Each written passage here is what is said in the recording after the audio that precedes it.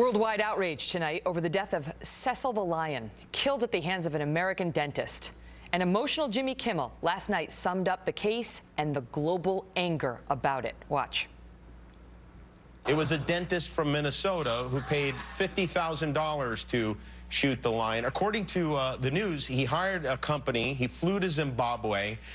Two locals took him to the national park. They tied a dead animal to the back of a Jeep to lure the lion out of the park because it's illegal to shoot them in the park. They call it baiting.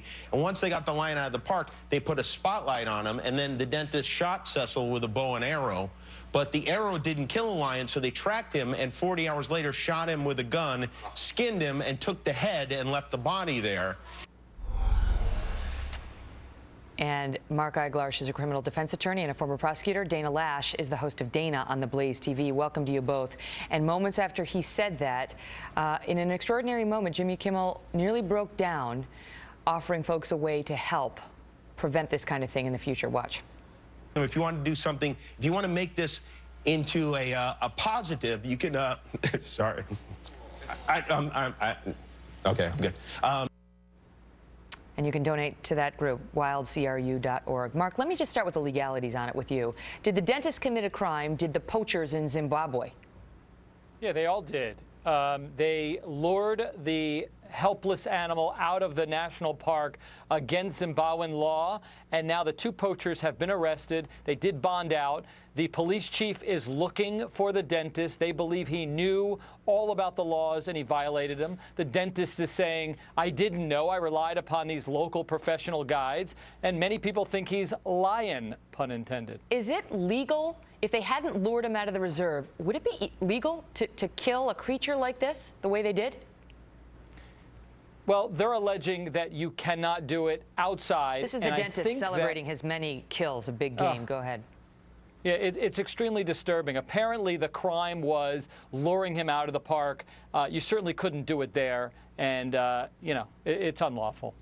He's gotten in trouble before for killing a black bear and reportedly was placed on probation years earlier for doing that, but believed that this was legal. Before I move on to Dana, last question. He's now receiving death threats. Totally inappropriate, obviously. People are very angry. Can they be charged? Mia Farrow actually tweeted out his address. Which is not a crime. See, maybe she's doing that for the purpose of, hey, here's where he lives. Go to the public sidewalk and protest and let him know how you feel. You cross the line where you put somebody's address, let's say, or you say, let's commit a crime. Let's skin him the way he did it to this lion. Let's harm him the way he did it. What a coward. Now you're encouraging people to commit offenses. Dana, let me ask you, because you had a different take on this. You're a hunter. You're a gun owner. And you saw outrage, and yet you were wondering where the outrage was on another big story. Right, Megan, you're absolutely right. And what Mia Farrow did, by the way, is violate Twitter's terms of service. But nobody, Megan, nobody dislikes an irresponsible poacher or a hunter more than a law-abiding hunter. Nobody dislikes those people more. This guy's been convicted of poaching before. My benefit of the doubt does not rest with him. That being said, where was the outrage? Where was Jimmy Kimmel's John Boehner crying when Robert Mugabe had a lion killed and mounted for his birthday celebration in March? He ate, Megan, a baby elephant. Mugabe ate Dumbo at his birthday celebration this past March. All of these people are waking up, there's just the past couple of days, acting like this is the first time this has ever happened. Mugabe was called by Zimbabwe's Conservation Task Force the biggest poacher, and everyone's suddenly now realizing that this is a problem. And there's more outrage over this, Megan, than there are over the babies that have been murdered in the Planned Parenthood thing with all of the video investigations. Cecil Richards is the Mugabe of the babies with the Planned Parenthood situation. You know, in his defense, though, people don't pay attention to everything. This case got so much attention, it may have just seeped into the consciousness more than some of those other items that you mentioned. Well, but let me ask you that, because it has been interesting. You know, you make the juxtaposition between the aborted fetuses and the Planned Parenthood story and this.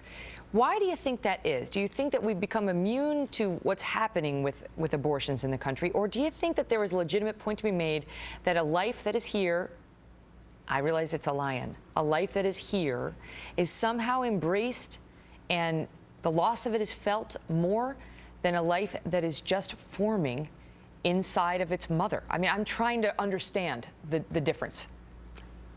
I think it's easier to mourn over a lion that's been killed than over a baby that's been killed. I think that's how far we are from our humanity. And there have been a lot of people who've been trying to assign a value to life based on scarcity of it, which I think is incredibly dangerous. And I want to point out, too, Megan, that game hunters, responsible, law-abiding game hunters who go out there and regulated hunts, those conservation efforts do, in fact, help out these animals. It helps their habitat and it helps their numbers. Culling the herd is a healthy thing. This guy wasn't doing it. I just wish there was as much outrage over the Planned Parenthood stuff as there is over this. It's crazy how they found that he had a tracking collar on him because he had been studied, and they tried to destroy it to cover up what they had done. As Jimmy Kimmel said, wildcru.org, wildcru.org, if you are interested in helping or donating. You guys, thank you both.